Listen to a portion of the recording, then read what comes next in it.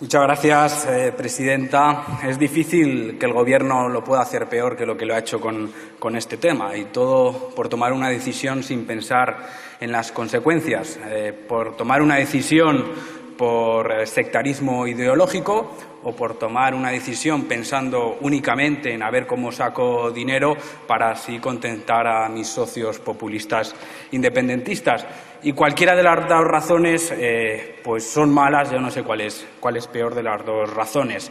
El desgobierno de este Gobierno es tal que hemos visto como la ministra de Transición Ecológica decía una cosa, a las 2 horas la ministra de Industria decía otra y a las 4 horas la ministra de Hacienda decía otra diferente. Pero, como digo, las consecuencias de la subida del diésel serán para millones de conductores que utilizan este tipo de vehículos. No se ha pensado en los autónomos que todos los días tienen que levantar la persiana y que de esta manera se lo pondremos un poco más difícil llegar a fin de mes. No se ha pensado en esas personas que tienen todos los días que ir a trabajar y que no tienen otro medio de transporte para ir a trabajar. No se ha pensado en la gente que vive en los pueblos y que tampoco tiene otro medio de transporte que no sea su coche diésel. Pero claro, no se ha pensado porque a este Gobierno esto no le afecta.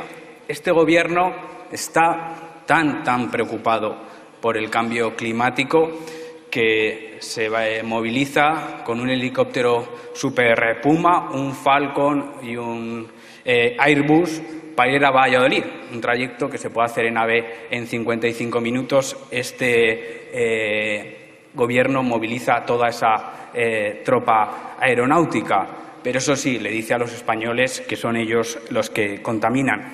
Y a este Gobierno los impuestos tampoco les afectan, porque montan sociedades instrumentales como Maxim Huerta, como Pedro Duque, como Calviño y como la secretaria de Estado para el Deporte, y listo. Pero tampoco ha pensado este Gobierno en las consecuencias que tendría sobre la primera industria de este país, que es la industria de la automoción, una industria que emplea directa o indirectamente a cerca de 2 millones de familias, que representa el 18% de las exportaciones de este país, un 10% del PIB, y que, como ya se ha dicho, España es el segundo productor europeo de vehículos y el octavo mundial. Una medida, la subida del diésel, que ya está teniendo sus consecuencias sobre la producción. En septiembre la producción cayó con respecto al mismo mes del año anterior un 23% y las ventas en el mes de octubre han caído un 6,6% respecto al mismo mes del año anterior. Pero no teniendo suficiente con toda esta cantidad de despropósitos con los anuncios con el diésel, el Gobierno ha tenido un nuevo anuncio, que es en el 2040 no se podrán vender más coches de combustión en España y en el 2050 no podrán circular. Un Gobierno que aún no sabe si va a traer las cuentas del año 2019 piensa ya legislar para 2050. Yo creo que el Gobierno debería dejar de hacer el ridículo, porque esta medida, en la que estamos de acuerdo que hay que ir hacia una descarbonización de nuestro país, que hay que ir hacia el vehículo eléctrico, pero esta medida se ha hecho sin ningún criterio, sin ninguna planificación y sin ningún consenso. Tanto es así que no se ha hecho con consenso como que la semana pasada la patronal y los sindicatos plantaron a la ministra en una convocatoria que hizo. Porque, como digo, esta descarbonización se tiene que hacer con planificación para no cargarnos la primera industria de este país. Porque, señorías, ¿qué pasaría en Valladolid si cerrase Renault? ¿Qué pasaría en Zaragoza si cerrase Opel? ¿Qué pasaría en Valencia si se cerrase la Ford? ¿Qué pasaría en Vigo si cerrase la Peugeot?